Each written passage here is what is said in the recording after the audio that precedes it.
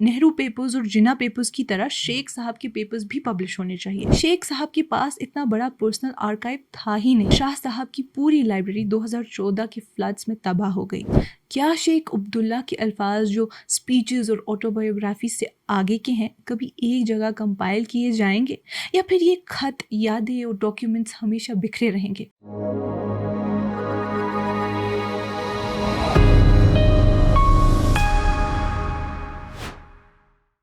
ये कश्मीर रिपोर्ट है। आप सब नाजरीन का खुशामदीद। मैं हूँ आपकी मेज़बान उमायमा ऋषि। नाजरीन, शेख मोहम्मद अब्दुल्ला जो कश्मीर के सबसे बड़े सियासी शख्सियत थे, आज भी बहस और मुख्तलिफ तजावीज़ का मरकज़ बने हुए हैं। उनकी ऑटोबायोग्राफ़ी आतिश चिनार जम्मू और कश्मीर की सबसे मशहूर किताबों में शामिल है। अभी हाल ही में हिस्टोरियन चित्रलेखा जुत्शी की लिखी हुई उनकी बायोग्राफ़ी ने स्कॉलरली इंटरेस्ट को फिर जिंदा कर दिया है। शेख साहब की पोती नायला अली खान भी उन पर काफ़ी लिख चुकी है, मगर एक बड़ी कमी अभी भी महसूस होती है। उनके खत, स्पीचेस और पर्सनल पेपर्स का एक कंसोलिडेटेड आर्काइव अब तक मौजूद नहीं। ये बहस फेसबुक पर तब शुरू हुई जब इंटैक्ट कश्मीर के हेड सलीम बेग ने लिखा कि शेख साहब ने 4 दशकों तक बहुत से खत लिखे। उन्होंने 1970s का उनका लेटर हेड भी शेयर किया जिसमें एक मोनोग्राम था। बेग ने कहा कि नेहरू पेपर्स और जिन्ना पेपर्स की तरह शेख साहब के पेपर्स भी पब्लिश होने चाहिए ताकि हमारी तहरीक आज़ादी और मॉडर्निटी के सफ़र को समझने में मदद मिले।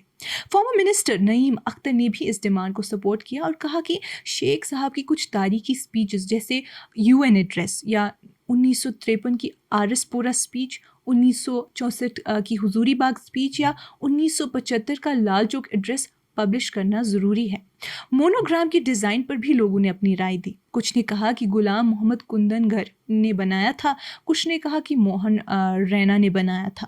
वेटरन जर्नलिस्ट मोहम्मद सईद मलिक ने शक का इजहार किया और कहा कि उनके ख्याल में शेख साहब के पास इतना बड़ा पर्सनल आर्काइव था ही नहीं।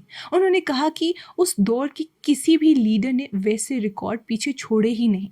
उन्होंने ये भी ऐड किया कि बहुत से लोग समझते हैं कि शेख नज़ीर के पास अहम डॉक्यूमेंट्स थे।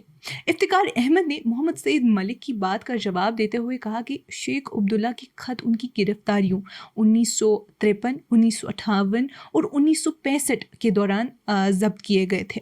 वो हमेशा डिक्टेशन देकर खत लिखवाते थे। उनमें से कुछ कॉरेस्पॉन्डेंस बची भी थी जो उनके हजरत बल के मकबरे के साथ एक लाइब्रेरी में रखनी थी।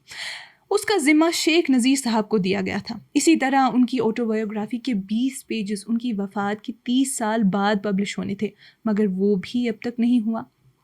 शेख अब्दुल्ला के नवासे मुज़फ़्फ़र शाह जो उनकी बड़ी बेटी के बेटे हैं का कहना था कि कुछ रिकॉर्ड्स शायद अभी भी कहीं हों, लेकिन बदकिस्मती से शाह साहब की पूरी लाइब्रेरी 2014 के फ्लड्स में तबाह हो गई। उन्होंने खुद तारीखी अहमियत के ख़त देखे थे, मगर उस वक्त उनकी कीमत समझ नहीं आई।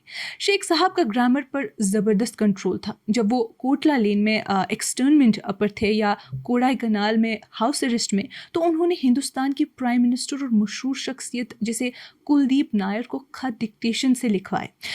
कोडाई कनाल में उन्होंने तमिल और हिंदी भी सीखना शुरू किया। ये कश्मीर के इसका एक अहम पहलू है।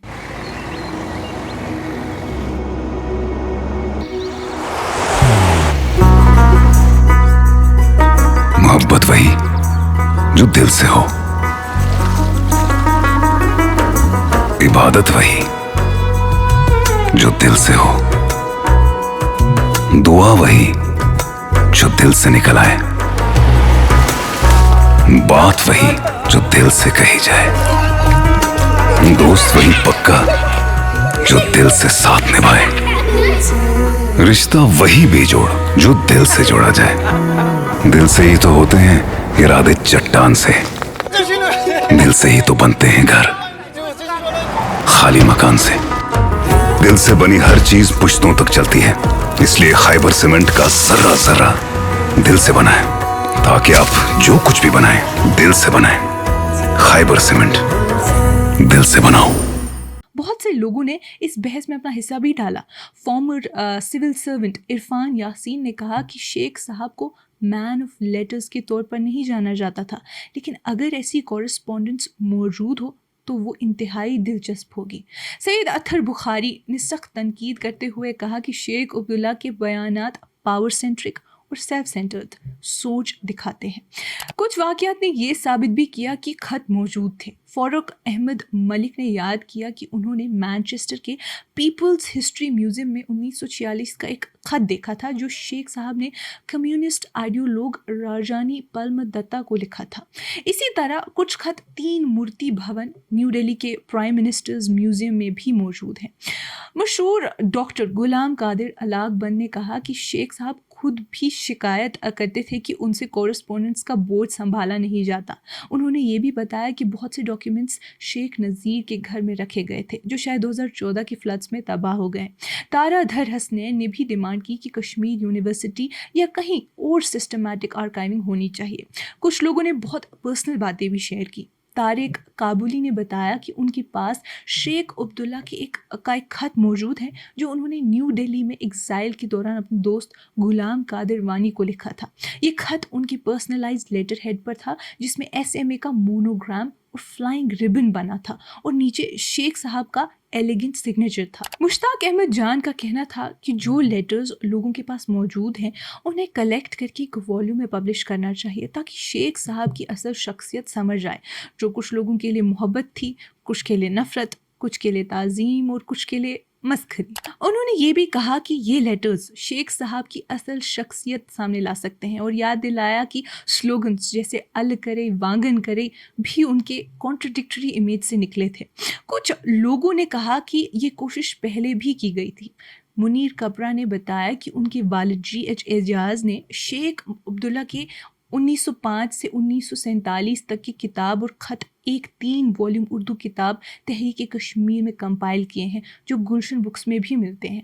दूसरे लोगों ने ये याद दिलाया कि नायल अली ख़ान की इंग्लिश किताब शेख मोहम्मद अब्दुल्लाज रिफ्लेक्शन ऑन कश्मीर में उनके ख़त लीडर्स जैसे लाल बहादुर शास्त्री, अयूब खान और हटा की यूनाइटेड नेशंस के साथ भी शामिल हैं। डॉक्टर कस्बा नबी कहती हैं कि बदकिस्मती से ये किताब अमेरिका में पब्लिश हुई है और डॉलर्स में बिकती है। इसे इंडिया में रीप्रिंट करना चाहिए ताकि ज़्यादा लोगों तक पहुँच सके। बहस में कुछ मिस्ड अपॉर्चुनिटीज़ पर भी बात हुई। जियोलॉजिस्ट जलालुद्दीन शाह ने अफसोस जाहिर किया कि शेख अब्दुल्ला ने अपनी लंबी कैद के दौरान लिखने पर ज़्यादा तवज्जो नहीं दी और अपनी ऑटोबायोग्राफी भी डिक्टेशन के लिए अब्दुल रशीद तासीर को दी जो उन्होंने मना कर दी। उनके आबाई घर को म्यूज़ियम बनाने का जो चांस था वो मिट्टी में दबा दिया गया। ये घर उनके वालिद इब्राहिम शेख ने नहीं बल्कि अवाम की मोहब्बत और डोनेशन से बनवाया था। पसंद और तनकीद दोनों के दरमियान एक कंसेंसस ये रहा कि शेख अब्दुल्ला की राइटिंग्स और स्पीचेस की प्रिजर्वेशन और पब्लिकेशन में एक बहुत बड़ी खाली जगह है। सलीम बेग ने इसे समड अप करते हुए कहा कि इससे साफ लगता है कि बहुत कुछ अभी भी बचा है मगर एक्सेस डिनाई किया गया है। जब चित्रलेखा जुच्ची उनकी बायोग्राफी लिख रही थी उन्हें कोई मटेरियल नहीं दिया गया। 2012 में भी एक सीरियस कोशिश फैमिली के ना मानने की वजह से फेल हो गई। सोरा में एक आर्काइव और म्यूज़ियम बनाने का आइडिया भी कभी आगे नहीं बढ़ा। नाज़रीन, ये डिजिटल बहस एक बड़े सवाल को दोबारा ज़िंदा करती है। क्या शेख अब्दुल्ला के अल्फाज जो स्पीचेस और ऑटोबायोग्राफी से आगे के हैं कभी एक जगह कंपाइल किए जाएंगे या फिर ये खत, यादें और डॉक्यूमेंट्स हमेशा बिखरे रहेंगे, कभी प्राइवेट कलेक्शंस में, कभी फ्लड्स में, कभी सियासी इधर उधर में, और कश्मीर के सबसे अहम सियासी शख्सियत की कहानी अधूरी ही रहेगी। नाज़रीन, आज की इस कश्मीर रिपोर्ट में इतना ही। बाकी मज़ीद मालूमात के लिए बने रहिए कश्मीर लाइव के साथ।